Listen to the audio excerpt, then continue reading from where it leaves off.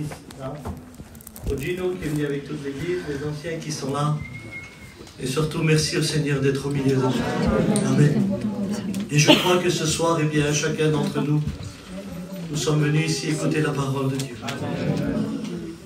Et puis, il y avait ce mot-là dans mon cœur, avant que je prêche.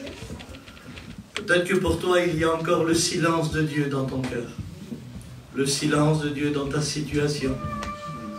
La Bible dit que Dieu parle tantôt d'une manière, tantôt d'une autre, et on n'y prend pas garde. Mais ce soir, eh bien, Dieu veut te faire comprendre des choses et nous faire réaliser surtout ce qu'il a pour nous. Et ce soir, je sais que dans une réunion, c'est un lieu où Dieu peut pardonner le péché, où Dieu peut briser des chaînes, où Dieu peut bénir la veuve et l'orphelin, où Dieu est capable, alléluia, d'appeler encore au ministère, où Dieu est capable encore, alléluia, de bénir des foyers, où Dieu est capable encore de convertir, alléluia, de donner des nouvelles naissances. C'est dans cette réunion. C'est dans la salle. C'est à l'église. Alors je ne sais pas comment tu es venu ce soir, mais je sais une chose, c'est que Dieu est vivant.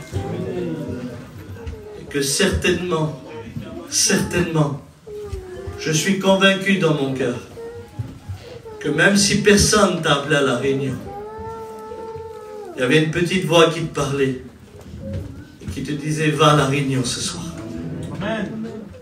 Parce que Dieu prépare les cœurs. Son retour est proche et il vient chercher ce qui lui appartient. Et ce soir, le désir de Dieu, alléluia, c'est qu'un plus grand nombre soit sauvé. Le désir de Dieu ce soir, c'est de bénir. Vous savez, dans la journée, nous, on fait beaucoup de choses. Pour un homme, eh bien, il va travailler, il va ramener son pain. Et il doit prendre soin de sa famille. Et le soir, il y a la réunion. Une femme, elle doit s'occuper de ses enfants. Elle doit s'occuper de son foyer. Le soir, il y a la réunion. Mais Dieu, son occupation, c'est nous. Toute la journée, il s'est occupé de nous. Et ce soir, il veut se manifester. Et ce soir, cette réunion, elle lui appartient. Parce qu'il est ressuscité. Il n'y a aucun homme ici qui peut dire, je vais prendre la place de Dieu. Je vais faire la réunion, non. Mais nous voulons, alléluia, que toute pensée captive soit l'obéissance du Christ. Et que tout sentiment se tourne vers lui. Même si ta vie te fait croire qu'il n'y a pas Dieu. Dieu est vivant et il est présent. Peu importe ce que tu as vécu, c'est Dieu qui t'a ramené ici. Par des cordages d'amour. Et moi je le crois, alléluia. Alors je ne vous le cache pas que je suis vraiment fatigué. On a fait 800 km, on est resté beaucoup dans les embouteillages. Je ne savais pas que c'était le grand départ des vacances. On a roulé au pas. Mais ce soir on est là. J'avais peur, je me suis dit on va louper la réunion. Les garçons ils vont nous tuer. Mais Dieu connaît toutes choses. Alors j'aimerais avec vous ce soir, alléluia, lire un verset de la parole de Dieu et on va rentrer dans le message, alléluia. Et puis je crois que Dieu va nous bénir ce soir. Amen. Je vois qu'on est plusieurs ethnies, alléluia. Et j'en suis sûr et certain, riches ou pauvres, qu'on soit gentil, on ne pourra rien faire d'autre que te dire ça va aller. Continue. Prie. Et ça s'arrête là. Parce qu'on reste que des hommes.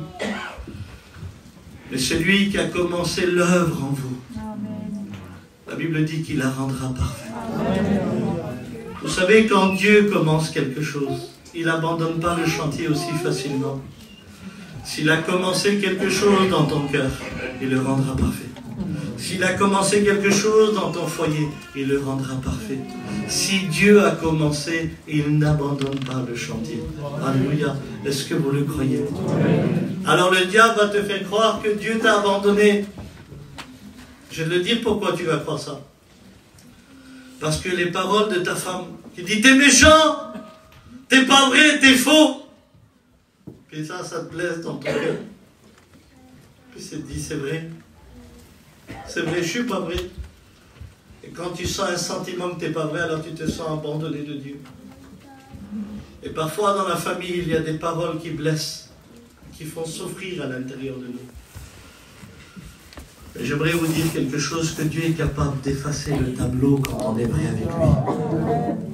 Alléluia. Amen. Il est celui qui est venu miser sur nous. Alléluia.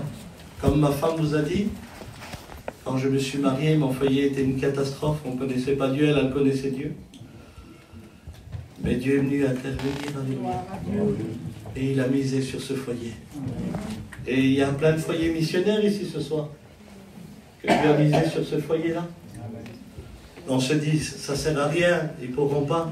Ça, c'est nos pensées à nous. Mais Dieu dit autrement.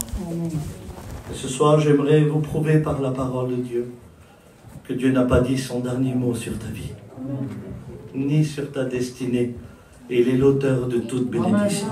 Amen. Alors, sans aller plus loin, on va lire un verset de la parole de Dieu. Alléluia. Amen. Et on va prier le Seigneur. Alléluia. Alors, on va lire dans Matthieu 11 et au verset 28. Vous connaissez ce verset et vous connaissez même le message. Vous l'avez écouté à plusieurs reprises. Mais là, c'est Jésus qui parle. Et il dit ces paroles. Écoutez-moi bien. Venez à moi, vous tous qui êtes fatigués et chargés, et je vous donnerai du repos.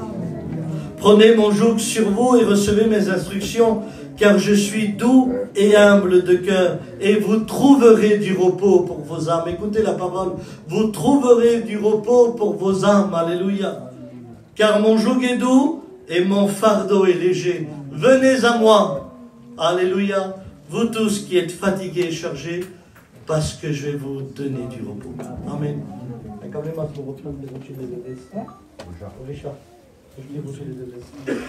On prie le Seigneur ensemble. Amen.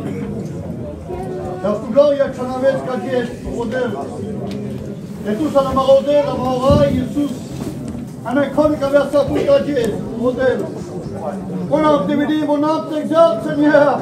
Et te dis merci de ta présence, Seigneur Jésus, mon modèle. Merci parce que tu es là, Seigneur. On est réunis pour toi, Seigneur, mon modèle. Pour entendre ta parole, Seigneur. Ta parole est vivante, Seigneur Jésus, mon modèle.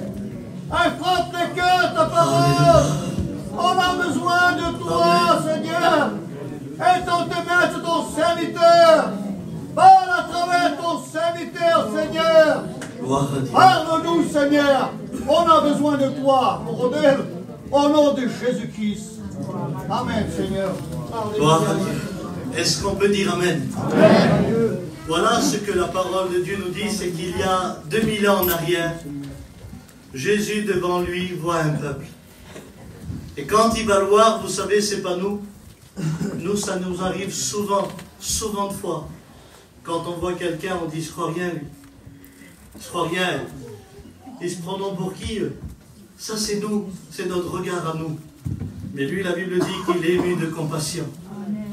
Et quand il va voir ce peuple devant lui, il n'a pas d'autre mot, il va dire, venez à moi, vous tous qui êtes fatigués et chargés, parce que je vais vous donner du repos. Et vous savez, quand Jésus va parler de cette manière, ce qui m'a béni dans mon cœur, moi, dans ma famille, j'ai écouté ces mots. Qui vient pas à l'anniversaire, qui vient pas sur notre mariage, qui vient pas en dessous le store, qui vient pas nous parler. J'ai écouté même dire, s'il vient chez nous, pas un verre d'eau, tu lui donnes. Nous, quand on est énervé, même de l'eau, on ne donne pas. Jésus dit non. Il dit, venez à moi, vous tous. Il ne fait pas de distinction. Il ne dit pas, toi viens, t'es gentil, je connaissais ton papou, mais toi viens pas. T'en as trop dit, t'as trop parlé sur les pasteurs, t'as trop parlé sur l'œuvre de Dieu. Ne viens pas, non. Et il dit, venez à moi, vous tous, sans exception, vous tous qui êtes fatigués et chargés, parce que je vais vous donner du repos. Et là, dans cet appel, il y a tout un amour, parce qu'il dit, venez à moi, vous tous. Ça veut dire, il y a ton foyer, il y a ta famille, il y a tes voisins, il y a tes amis. Venez à moi, vous tous. Ça veut dire, je vous accepte. Venez tel que vous êtes. Et dans le mot, venez à moi, il n'a pas dit encore, venez chez moi. Parce que peut-être que tu penses, et j'aimerais te rappeler quelque chose, tu ne peux pas aller chez lui sans passer par lui.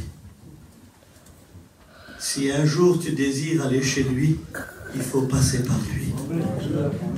C'est lui qui a dit, je suis le chemin, la vérité et la vie. Nul ne vient au Père que par moi. Pourquoi je dis ça? Parce qu'on écoute aujourd'hui, Dieu est bon, il nous connaît de toute façon, il sait comment qu'on est. Tu t'es fait déjà propriétaire dans le ciel sans passer par l'acte de vente, sans avoir signé avec lui. Tu ne peux pas aller chez lui si tu ne passes pas par lui. Amen. Et quand il a dit, venez à moi, vous tous qui êtes fatigués et chargés, parce que je vais vous donner du repos. Et quand il promettait du repos, vous savez, c'était un peuple qui était fatigué, chargé, dit la parole de Dieu. Et parfois, il avait besoin de ce repos. Mais Jésus était là, c'était le fils de Marie, et c'était le fils de Joseph. Il était de Nazareth, une petite bourgade très pauvre. Les gens qui le voyaient, certainement qu'ils ont dû dire, mais on te connaît. Tu es de Nazareth. Tu es le fils de Joseph. Tu n'as rien à nous donner. Parce que quand il a fait l'appel, derrière lui, il n'y avait pas un château d'Espagne ou un château de Versailles. Il n'y avait pas des palmiers avec des boissons rafraîchissantes. Il n'y avait pas des transats, non. Il était là comme je vous parle et il dit, venez. Venez parce que je vais vous donner du repos. C'est moi qui va vous le donner. Du repos pour l'âme. Alors les gens ne comprenaient pas comment ils pouvaient donner un tel repos puisqu'ils n'avaient rien. Et c'est sûr que dans un lieu désert, Dieu n'avait pas besoin de faire montrer ce qui l'entourait. Pourquoi je vous dis ça? Parce qu'on est rentré dans cette église.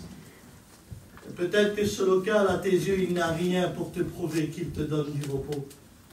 C'est vrai. Mais la véritable richesse qui était en lui, c'était la parole de Dieu. C'est pas ce qui l'entourait à Jésus, mais c'est ce qui vivait en lui. Et quand il a dit, venez à moi, vous tous qui êtes fatigués et chargés, parce que je vais vous donner du repos, il y avait quelque chose de convaincant dans ces paroles. Vous savez, quand il y a un homme et une femme qui viennent ici pour témoigner, pour chanter ou pour prêcher, vous savez, je vais être réaliste avec vous. On le sent quand il y a du sel et de l'huile. C'est convaincant.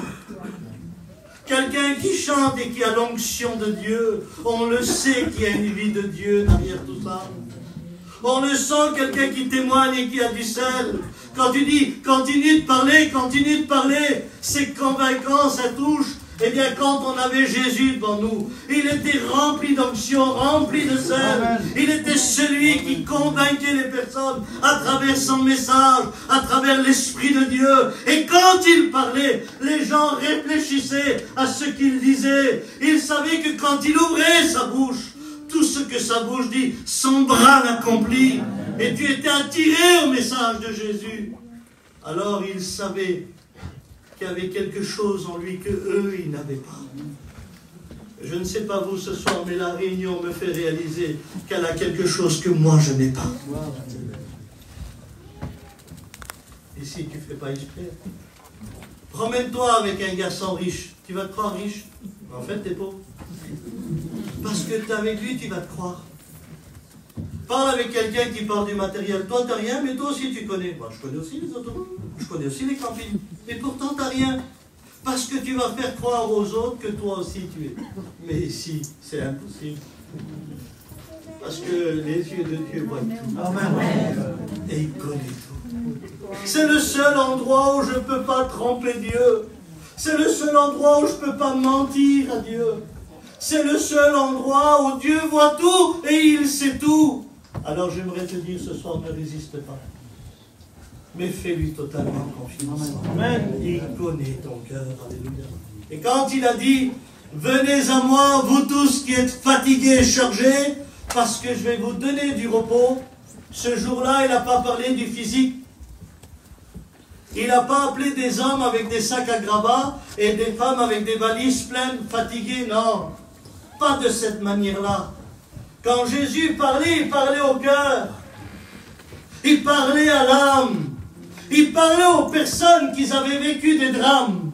Il parlait aux personnes qui étaient veuves et orphelins. Il parlait aux personnes qui avaient perdu de la valeur dans leur vie. Il parlait aux personnes qui étaient loin des choses de Dieu. Il parlait aux personnes, alléluia, qui avaient goûté aux choses de Dieu, mais qui ne savaient pas attacher aux choses d'en haut. Il parlait aux personnes qui vivaient des brisements, qui avaient peut-être des drogués, des alcooliques, qu'ils avaient peut-être des malades, qu'ils avaient peut-être le cœur déchiré par le deuil, des gens qui n'avaient plus d'échappatoire, des gens qui étaient dans un labyrinthe et qui cherchaient la porte. C'est pour ça qu'il l'a dit, alléluia. Pourquoi que Jésus n'a pas dit, je suis, eh bien, le brillant, je suis le diamant? Pourquoi qu'il ne l'a pas dit? Et pourtant, il l'est. Mais il a dit, je suis la porte. Celui qui rentre par moi a la vie éternelle. Il savait que le monde était un labyrinthe pour l'angoisse. Ils étaient dans un labyrinthe par la dépression. Prenez un foyer qui n'a pas de solution. Prenez un ministère qui est soucieux. Prenez une église qui ne prospère pas dans les choses de Dieu. Allez comme dans un labyrinthe.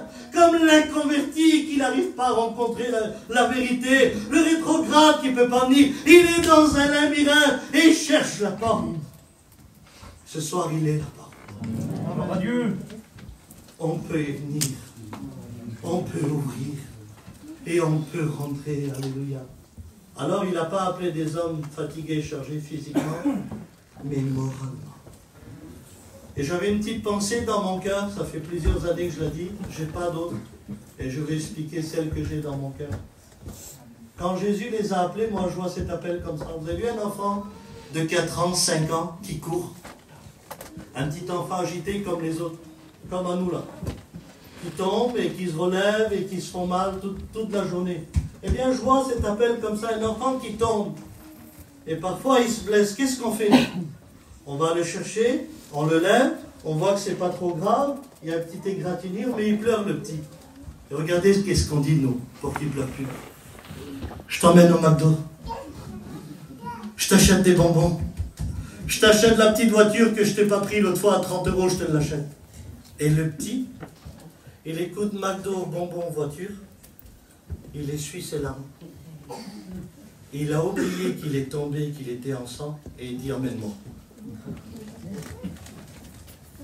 Et à plusieurs reprises, écoutez-moi bien, on a arrivé à faire oublier à un enfant qu'il est tombé, pleurer, parce qu'on lui a promis quelque chose de meilleur. Eh bien Jésus ce soir, alléluia, il veut te porter. Amen. Et te faire oublier. Amen. Gloire à Dieu. Alléluia, en te promettant quelque chose de meilleur. Il dit, les projets que j'ai formés sur toi, dit l'Éternel, c'est des projets de paix et non de malheur, afin que tu aies un avenir et de l'espérance. Un avenir et de l'espérance. Pas une petite réunion, pas une petite mission samedi dimanche, pas une tournée d'été, ni à la convention. Un avenir et de l'espérance. Alors si le Christ veut nous faire oublier, je te pose la question ce soir en tant que serviteur de Dieu, est-ce que tu es prêt à oublier tout ce que ton mari t'a fait dans ta vie? Est-ce que tu es prêt à oublier toutes ces années de bagarres, de disputes, de divorces, toutes ces années où tu as pleuré, où tu étais angoissé, où le foyer était déchiré, et ça t'a cerné dans ton cœur, ça t'a marqué dans ta vie, où ces histoires t'ont retiré le sourire, l'appétit, t'ont retiré eh bien, le goût d'élever tes enfants, d'avoir un sens à ta vie. Est-ce que tu es prêt à oublier tout ce que tu as vécu? Est-ce que tu es prêt à oublier ce soir tout ce que ta femme t'a fait dans ta vie?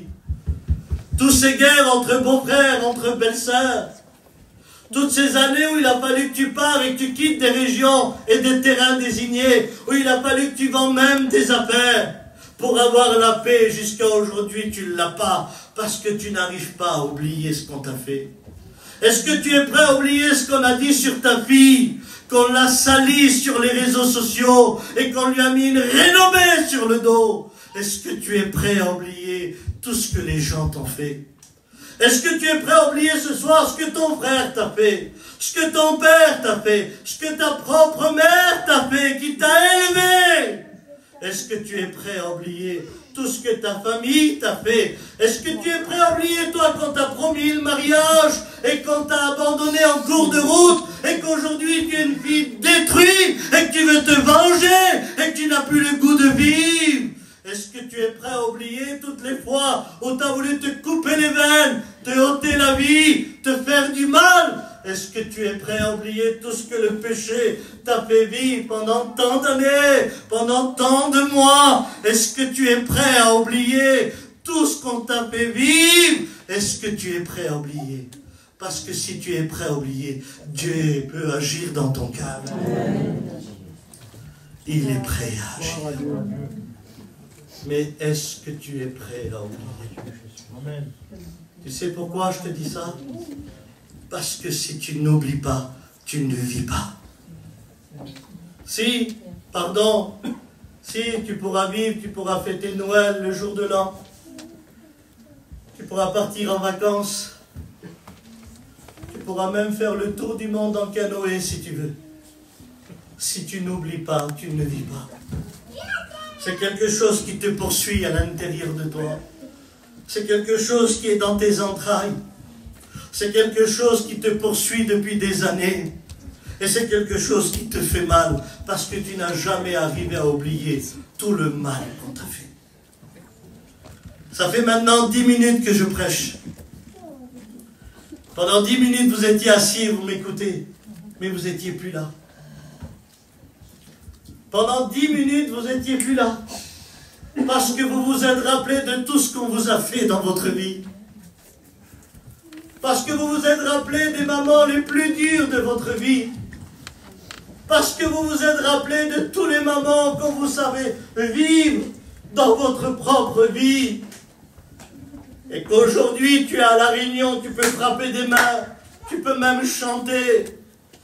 Mais lorsqu'il s'agit de ton passé, alors tu es comme une personne en miettes. Comme une personne qui regrette sa propre vie. Qui est là et tu te dis, mais pourquoi j'ai vécu ça? Pourquoi qu'on m'a fait ça? Pourquoi ma fille? Pourquoi mon garçon? Pourquoi ma famille? Pourquoi nous? Et quelque part, il y a comme une colère au plus profond de ton cœur là-bas. Tu n'arrives pas à sortir. Mais qui revient toujours à te poursuivre. Tu peux être la femme la plus gentille du monde.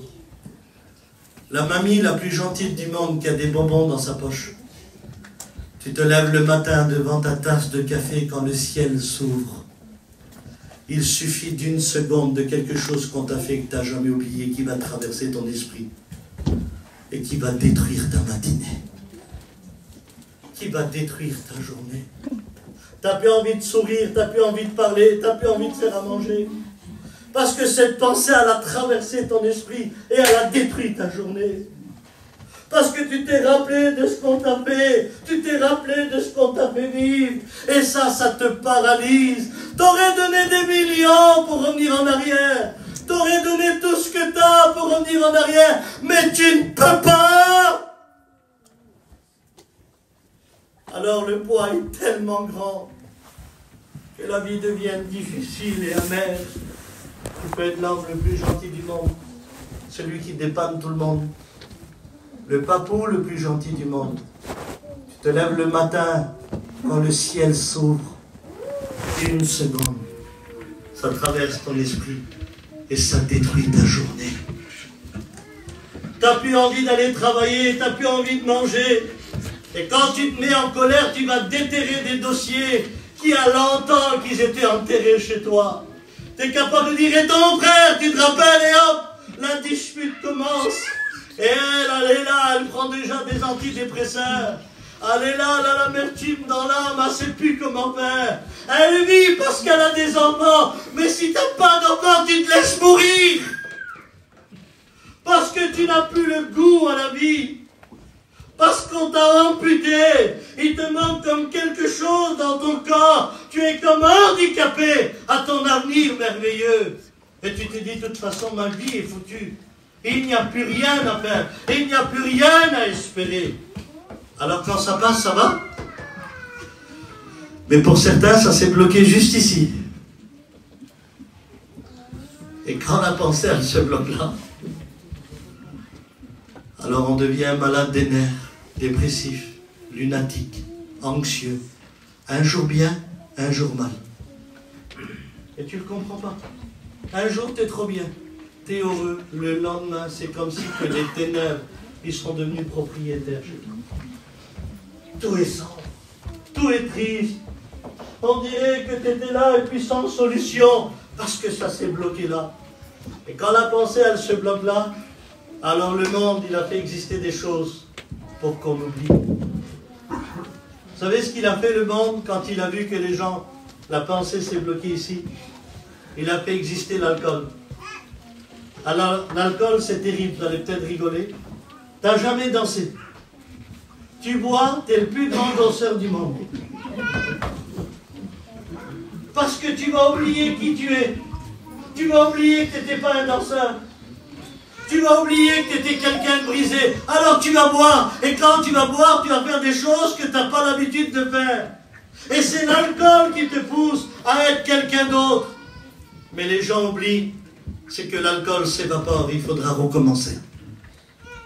Et l'alcool, il a une revers de médaille. Il te fait danser, il te fait chanter, il te fait prospérer. Mais le revers de la médaille, c'est que l'alcool détruit les familles, détruit les foyers, détruit à l'intérieur de nous. Il y a une chanson qui dit « Je bois pour oublier. Je bois pour oublier. » Alors après l'alcool, vous savez ce qu'il a fait le monde? Il a fait exister les tercets, les quintés, les quartés. Ne vous inquiétez pas, je ne joue pas, hein, pas parce que je connais que... Les grattages, l'euro million. Et vous savez ce qu'on se dit? Si je suis riche, j'aurai une autre vie. Si j'aurai de l'argent, j'aurai une autre vie. Si je suis riche, ma vie serait une autre vie. Il n'y a pas longtemps, un caméraman, il a filmé un monsieur qui a gagné au loto. Il dit alors, monsieur, depuis que vous avez gagné, vous savez ce qu'il a dit, monsieur? J'aurais su, j'aurais jamais gagné. Mais il dit pourquoi, monsieur? Parce que mes 5 garçons sont morts. Parce qu'ils se sont achetés des voitures et qu'ils ont fait des accidents. Quand j'étais pauvre, j'avais mes enfants avec moi. Maintenant, je suis riche, il n'y a plus personne avec moi. J'aurais jamais dû gagner. J'aimerais vous rappeler quelque chose, parce qu'on reste quand même des gitans. Avec de l'argent, tu peux améliorer ta vie, mais tu ne peux pas changer ta vie. Avec de l'argent, tu peux changer de convoi, mais pas de cœur. Avec de l'argent, tu peux être propriétaire d'un terrain, mais pas de la paix. Avec de l'argent, tu peux être propriétaire de plein de choses, mais pas de la santé.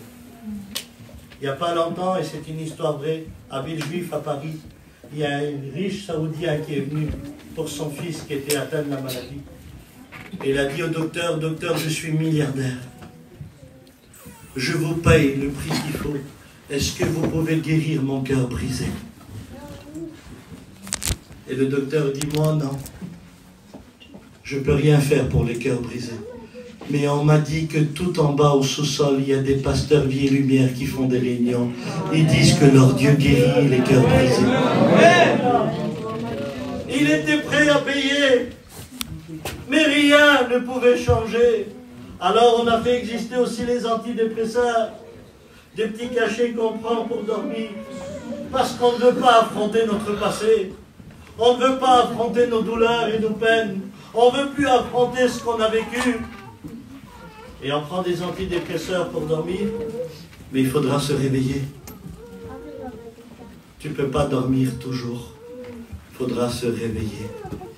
Et tout ce que tu fais aujourd'hui pour oublier, c'est pour recommencer. Est-ce que vous voulez savoir ce soir comment qu'on oublie en réalité? Est-ce que c'est la vérité? Je te repose la question. Je ne sais pas si Jésus revient ce soir, si Jésus revient demain ou après-demain, mais je sais qu'il revient. Amen. Je te repose la question. Je ne sais pas si dans ta vie, tu as vu des psychiatres. Je ne sais pas si tu es sous antidépresseur. Je ne sais pas si l'alcool règne chez toi. Je ne sais pas si tu veux changer de vie pour paraître ce que tu n'es pas. Mais je te repose quand même la question en tant que serviteur de Dieu. Est-ce que tu veux savoir en vérité comment qu'on oublie? Est-ce que c'est vrai? Parce que si c'est vrai, il y a une page dans ta vie qui va se tourner. Si c'est vrai, les choses vont changer. Si c'est vrai, ton regard va changer, ton parler va changer. Si c'est vrai, ta mentalité va changer. Si c'est vrai, tu seras une source de bénédiction pour tes enfants. Si c'est vrai, tu seras quelqu'un qui va apprécier, qui va respirer et qui va réaliser. Si c'est vrai ce que tu dis ce soir, alors toutes choses peuvent changer. Et j'aimerais vous parler d'un homme qu'on appelle Jésus. La Bible dit qu'il est né à Bethléem, il a grandi à Nazareth. À l'âge de 12 ans déjà, il était dans le temple et on était stupéfié de sa connaissance. À l'âge de 30 ans, il fait 80 km à pied pour aller se baptiser. Il rentre dans le Jourdain. Alléluia. Nous, à nos baptêmes, on avait un chanteur, un prêcheur. On avait une piscine avec des fleurs. On avait un photographe, des gâteaux et du cidre.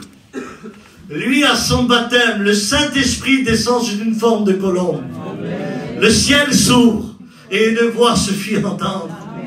Voici mon fils bien-aimé, écoutez-le. Il sort du baptême, il rentre dans le désert, il jeûne pendant 40 jours et 40 nuits. Il résiste au diable, il lui répond par la parole de Dieu et il remporte la victoire. Amen. Il rentre à Capernaum, il ouvre le rouleau d'Isaïe et il dit « L'Esprit du Seigneur est sur moi, car il m'a oint pour annoncer une bonne nouvelle aux pauvres, pour rendre la vue aux aveugles, pour faire marcher les boiteux, alléluia, pour rendre libres les opprimés, Amen. Et pour guérir ceux qui ont le cœur brisé. Pour guérir ceux qui ont le cœur brisé. Pour guérir ceux qui ont le cœur brisé. Et pour proclamer une année de grâce du Seigneur. Il est le seul, alléluia, à assurer une année de grâce. Il est le seul, 365 jours, d'être avec nous, alléluia, et de jamais nous laisser. Il nous a fait la promesse. Il parcourait les villes et les villages, faisant du bien à tout le monde. La Bible dit qu'il y avait une femme malade depuis 12 ans. Elle avait mangé tout son argent. Elle a été voir les médecins, elle ne trouva pas la guérison. Tous les médecins qu'elle voyait, le médecin disait, vous allez mourir, vous allez mourir, vous allez mourir. Et quand elle n'avait plus d'argent, elle avait entendu parler que Jésus qui guérissait les malades. Et elle a entendu parler que Jésus traversait son village. Elle s'est dit dans son cœur, si je puis seulement toucher le bord de son vêtement, je serai guéri. Elle s'est créé un chemin. Je ne sais pas si elle était à genoux ou à plein ventre, mais en tout cas pour toucher le bord de son vêtement, elle ne devait pas être debout. Mais elle s'est humiliée dans son cœur. Écoutez, Dieu dans sa grâce, il peut donner à ceux qui sont debout. Parce que Dieu est amoureux. Mais parfois on obtient des choses en se mettant à genoux ou à plein ventre. Amen. Parce qu'on s'humilie devant Dieu. Et elle avait décidé de s'humilier. Elle en avait de l'argent. Elle en avait de la connaissance. Elle a été voir les médecins. Mais ce jour-là, elle s'est humiliée. Vous savez, quand elle payait les médecins, elle n'était pas à genoux, ni à plein ventre, mais elle payait debout. Et parfois, il y a des choses qu'on fait debout. On veut être maître de notre situation. Et ça marchera un temps. Mais il viendra un temps, il faudra s'humilier. Et la Bible dit que celui qui s'humilie, c'est Dieu qui le relève. La Bible dit que l'humilité précède la gloire de Dieu. Il est temps que tu voies la gloire de Dieu dans ton foyer. Il est temps que tu voies la gloire de Dieu chez tes enfants. Il faut s'humilier ce soir. Et quand elle a touché le bord de son vêtement, écoutez ce que la Bible dit. Jésus s'est arrêté. Et quand Jésus s'arrête, il a avec lui 35 000, 40 000 personnes qui s'arrêtent aussi. Et quand il va s'arrêter, il va dire, qui m'a touché?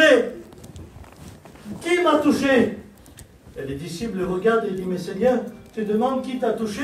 Tout le monde te touche. Non, non, non, non, pas eux. Quelqu'un m'a touché parce qu'une force est sortie de moi. Je vous le dis en vérité, mon désir ce soir, ce n'est pas une belle mission. Ce n'est pas un samedi dimanche.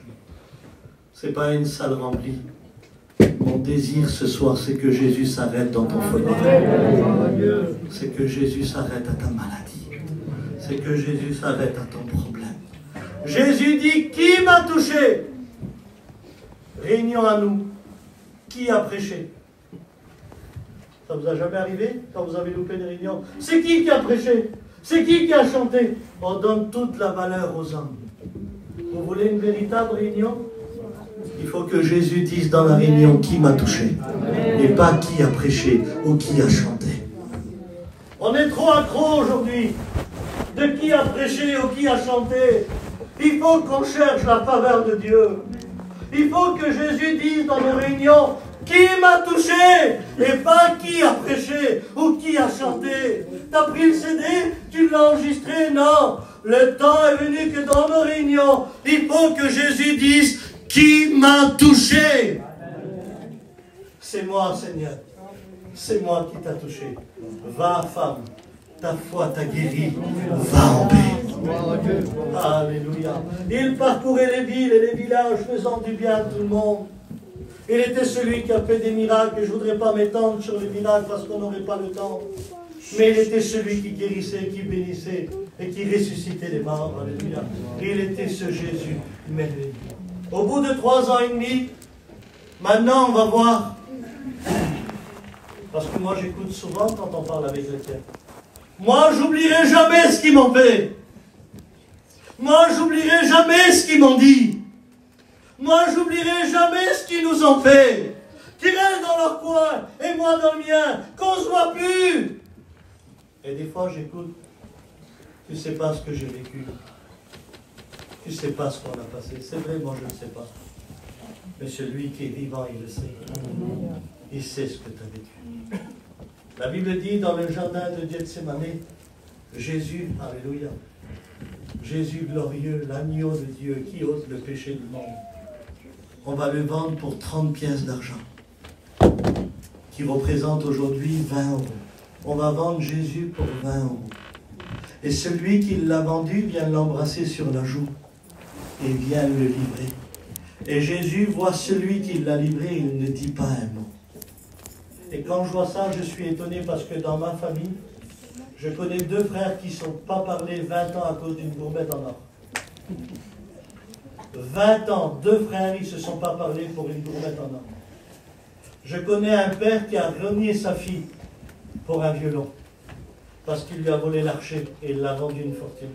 Il a renié sa fille. Je connais 2 cousins germains qui ne se parlent plus à cause d'un devis d'une maison. Je connais des sœurs qui se sont séparées. Ils ne se parlent plus pour un héritage de terrain.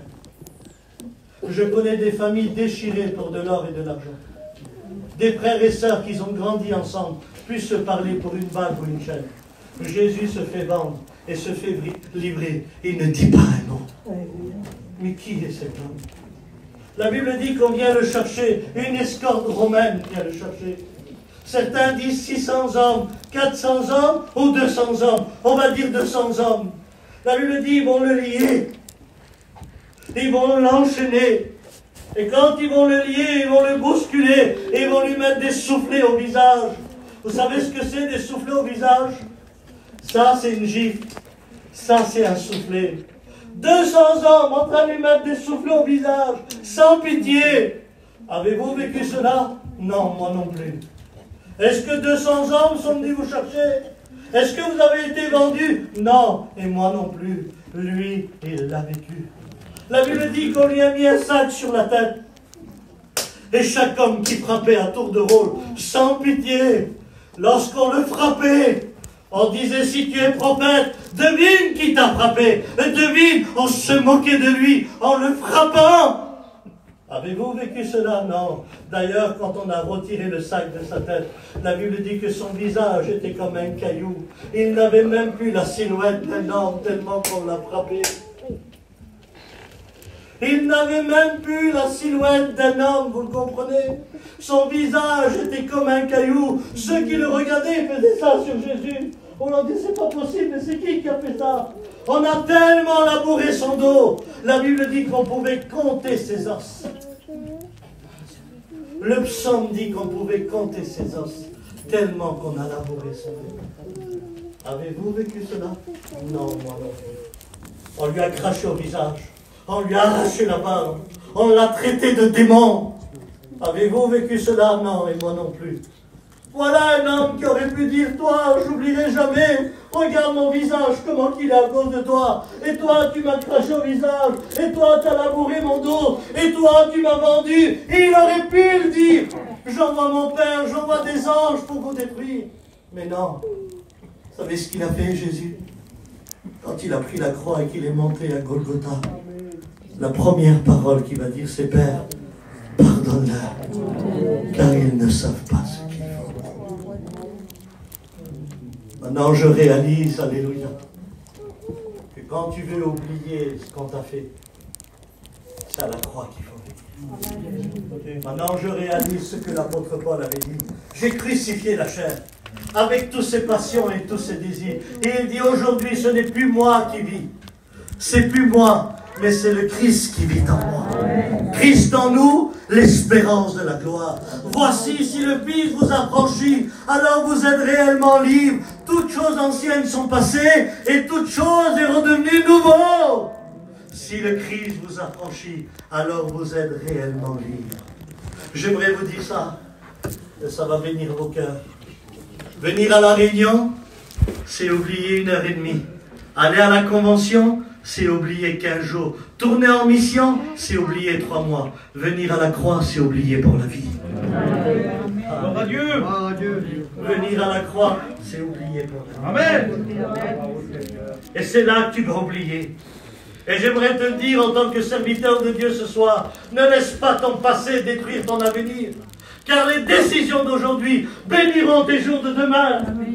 Ne laisse pas ton passé détruire ton avenir. C'est pas parce que tu as pleuré hier que tu dois pleurer aujourd'hui ou que tu dois pleurer demain. Aujourd'hui, Jésus change ta vie. Transforme ta situation. Maintenant, vous le comprenez lorsqu'il a dit, venez à moi, vous tous qui êtes fatigués et chargés, parce que je vais vous donner du repos. En un mot, je vais te faire oublier tout ce qu'on t'a fait. Je vais te faire oublier tout ce qu'on t'a dit. Je vais te donner une nouvelle vie. Je vais effacer le passé. Et te donner un avenir. Amen. Vous vous rappelez lorsque Jésus a dit, si vous ne redevenez pas comme ce petit enfant, vous n'hériterez pas le royaume des cieux. Pourquoi que Jésus a pris exemple sur un petit enfant? Je vais vous le dire pourquoi. Parce qu'un enfant de 1 an, de 2 ans, de 3 ans, il vous dira jamais, tu te rappelles là-bas, tu te rappelles là-bas, tu te rappelles là-bas. Cet enfant-là, il n'a pas de passé, il n'a que de l'avenir. Il n'y a qu'un adulte ou un grand enfant qui peut te dire, tu te rappelles là-bas, tu te rappelles là-bas. Mais un petit bébé, il te dira jamais, tu te rappelles là-bas. Un petit bébé n'a pas de passé, il n'a que de l'avenir. C'est pour ça qu'aujourd'hui Jésus veut donner la nouvelle naissance. Il veut te faire oublier ton passé pour te donner un avenir merveilleux. Et c'est ce que Jésus veut faire à des personnes qui sont malheureux, brisées, à ceux qui sont en miettes ce soir, à ceux qui ont le foulard à la tête, la Bible à la main, à ceux qui sont inconvertis, rétrogrades, à ceux qui sont athées, catholiques, orthodoxes.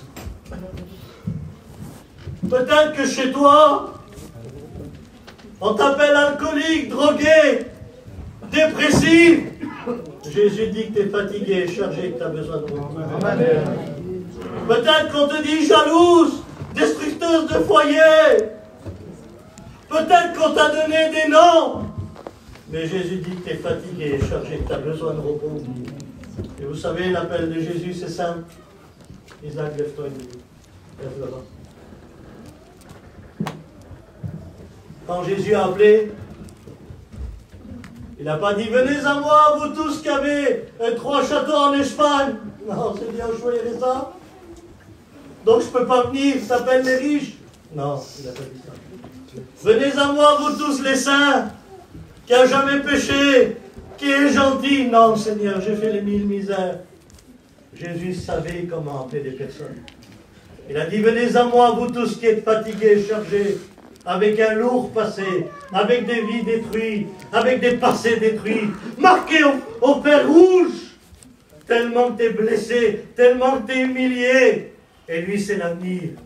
Il est celui qui pardonne, celui qui libère, et celui qui tourne la page de ta vie. Et quand il a appelé, il a dit, venez à moi, vous tous qui êtes fatigués et chargés, parce que je vais vous donner du repos.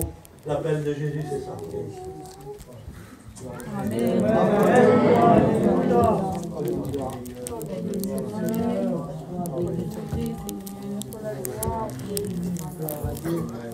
C'est pas grand chose, mais ce petit signe, ça veut dire que je peux faire quelque chose. Alléluia.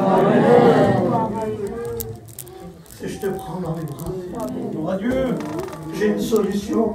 Amen. Moi, je suis venu droguer dans ses bras. Je suis reparti délivré, pardonné et un ministère.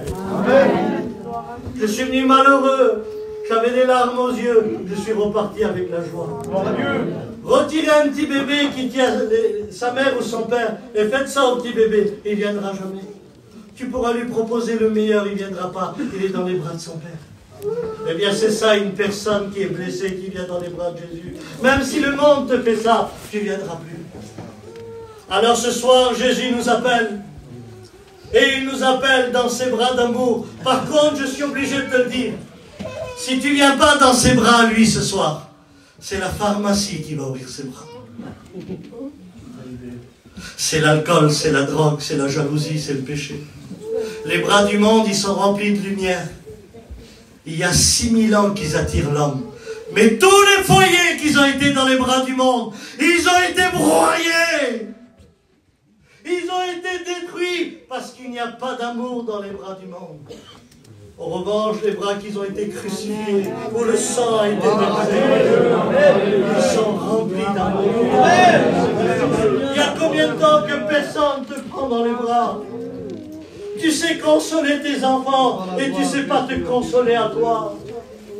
Parce que toi, jamais un enfant ne prendra dans les bras. Toi, c'est Jésus qu'il faut qu'il prenne dans les bras. Et qui te dit, ne t'inquiète pas, je vais te délivrer, je vais te bénir. Je vais retirer le poids de ton cœur qui te détruit tous les jours.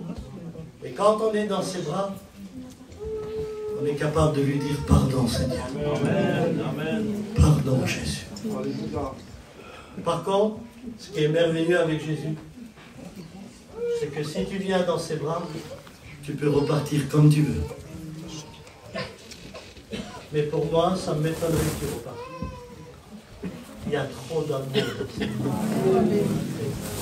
Il y a trop de compassion.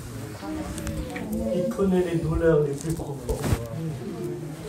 Il connaît les blessures les plus profondes que le monde t'a causées, que le diable a causé chez toi. Il est capable de guérir les cœurs brisés. Alors ce soir, je ne sais pas si c'est un appel pour toi, mais pour moi c'est un appel à une nouvelle vie. Et vous savez que Jésus est là. Est-ce que vous le savez? Alors moi, je ne suis pas un prophète. Je n'ai pas de boule de cristal ici. On n'autographe pas les gens. Ce qu'on prêche, c'est tiré de la parole de Dieu. On ne nous a pas parlé sur vous. David, il ne m'a pas dit, un tel viendra, tu diras ça, tu diras ça, tu diras ça. Ça ne marche pas comme ça chez nous.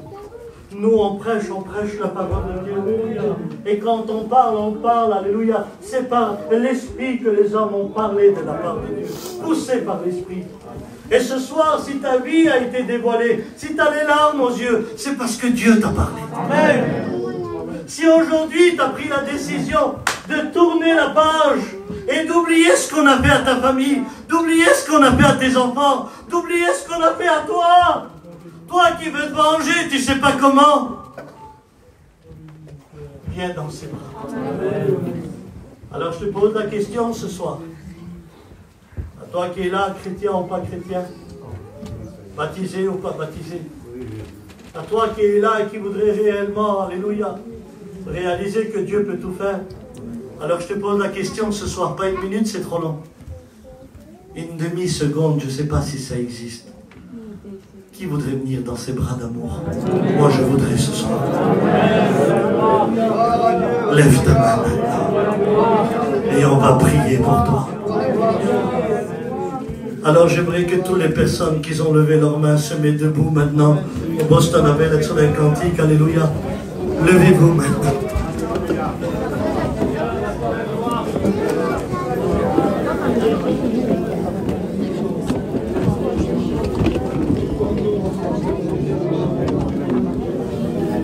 Il va consoler des ministères avec leurs compagnes. Alléluia. Oh, t'as pas péché, toi, serviteur, femme de serviteur. Mais qu'est-ce qu'on t'a blessé? Qu'est-ce qu'on t'a humilié? Mais ce soir, viens dans ses bras d'amour. Oublie, emmenant dans ses bras. Tu réalises la croix. Lui, il l'a fait. Alors on peut le faire aussi. J'aimerais que tous ceux qui se sont levés enlèvent une main vers le ciel maintenant en disant: Seigneur, je suis là. Je veux oublier. Je veux venir dans tes bras d'amour. Écoutez, si vous sentez un feu, si vous sentez une chaleur dans vos cœurs, c'est que Jésus est en train de vous prendre dans ses bras d'amour. Si vous commencez à parler en langue, si tu sens tes yeux pleurer, c'est parce qu'il est en train de te saisir. Quel réveil, c'est